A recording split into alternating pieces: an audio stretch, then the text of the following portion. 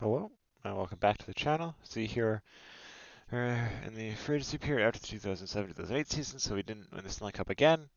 So we're going to quickly recap how the season went and all that jazz. So, in terms of regular season, we finished 4th in the East with 96 points. In terms of scoring,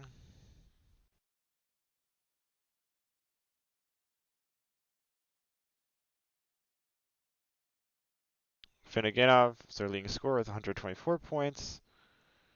Miroslav Satan had a really bad year, only 41 points.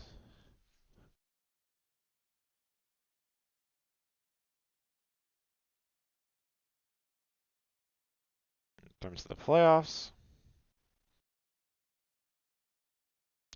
so we were the 4 seed. Your matchup was the Rangers, who had finished 93 points for the 5 seed.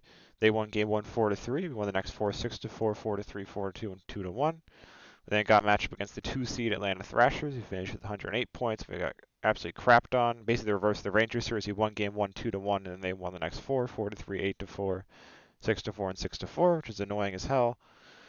And then the Dallas Stars won the Stanley Cup again, beating Ottawa in 7 games. They've won like every cup except for like the first except for 2. This is the 5th season. Bruins won the 1st season. Colorado won the 3rd season, but Dallas has won every other year. They've won 05, 07, and 08. So they've won 2 in a row. So kind of seems like Dallas is like kind of unstoppable. And if after next season we don't win the cup and they win 3 in a row and become like a dynasty, honestly it might stop because it's like if the Dallas Stars are just that like overpowered, there's probably no point in really continuing. So I guess we'll see. But that's kind of in terms of the playoff, like general playoff picture. In terms of, I guess, player stats in the playoffs.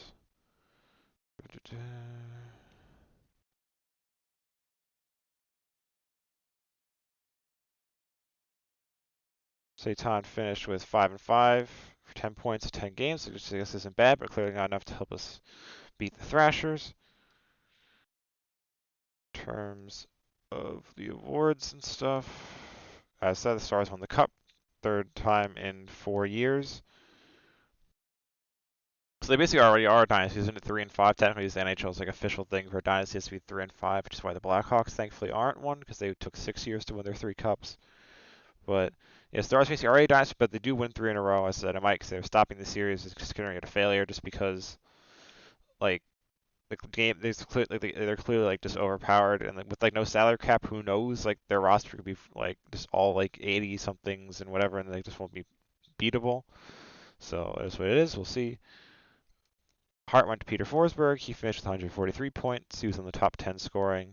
Art Ross went to Marian Hossa of the Senators. He finished with 153 points.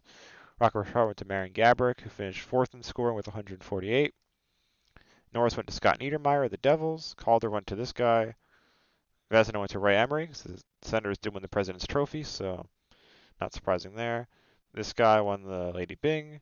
This guy won the Selke. That's also kind of reason why it seems like we're getting a lot of. Obviously, Ray Emery is a real player. He just didn't have his picture back like in that game. But a lot of these seems like they're probably like game generated players, and we start getting like a ton of those winning all the awards and stuff too. Another reason I might consider stopping, just because I like to keep it where it's like mostly real players. Conspire went to Yari Lettinen. Jangs went to David Abisher of the Avalanche. Masterton went to Jeff O'Neill of the Oilers. Gabrick won the Pearson in addition to the Rocket Richard. Jack Adams went to Vancouver's coach. I said Ottawa won the President's Trophy, and then they lost to Dallas in the finals, so that's like those 2 trophies there. In terms of free agency business, kind of our weakest spots were backup goalie, and because it was that one, I just like signed I think like Brian Boucher to a 2-year deal, and then defense is still again like our weakest spot in the lineup with a 77 overall at our bottom pair. So I signed Sergei Zubov to a 1-year deal, and like this, so like yeah, our salary is just like absolutely insanely high. So I don't know if you can get fired in this game or not for like basically tanking the team's finances like this, but like our salary like is so like our overall team salary is like super like it's higher than even I think like what it like a current team's roster could be with the current salary cap of the NHL. So it's like that's how high it is. So again, I guess we'll see. But yeah, so next season again, we've made the playoffs every year, so we should hopefully do that again next season. And then maybe like 6 times the charm and we'll actually win the cup or something this time.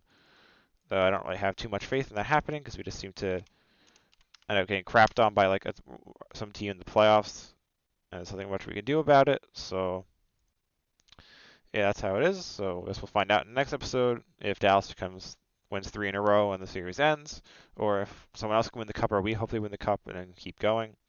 This Satan signed a 2-year deal at the end of this, telling us 2 more seasons left, but we'll see, I guess. But yeah, so thank you for checking this episode out. Hopefully check out that episode to see if the series ends or not. Thank you.